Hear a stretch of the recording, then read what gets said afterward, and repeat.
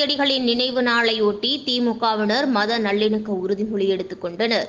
திருப்பூர் மாவட்டம் தாராபுரத்தில் திமுக தெற்கு மாவட்ட தாராபுரம் நகர கழக அண்ணா சிலை முன்பு அண்ணல் காந்தியடிகளின் நினைவு நாளை ஒட்டி தெற்கு மாவட்ட செயலாளர் இள பத்மநாபன் தலைமையில் ஆதி திராவிட நலத்துறை அமைச்சர் கயல்விழி முன்னிலையில் நகர செயலாளர் முருகானந்தம், தாராபுரம் ஒன்றிய செயலாளர் SV செந்தில்குமார், நகர்மன்ற தலைவர் பாப்புக்கண்ணன் மேற்பார்வையில் மத நல்லிணக்க உறுதிமொழி ஏற்பு நிகழ்ச்சியை திமுக கட்சியினர் நடத்தினர்.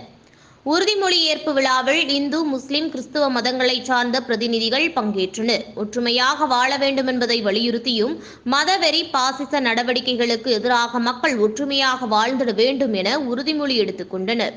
இதற்கு முன்னதாக அண்ணல் காந்தியடிகளுக்கு 3 நிமிடம் மௌன அஞ்சலி செலுத்தப்பட்டது. இதில் காங்கிரஸ், திராவிட கழகத்தினர், திமுகவினர், மனிதநேய மக்கள் கட்சி, VCK உள்ளிட்ட பல்வேறு கட்சி நிர்வாகிகள் மற்றும் பொறுப்பாளர்கள் கலந்து கொண்டனர்.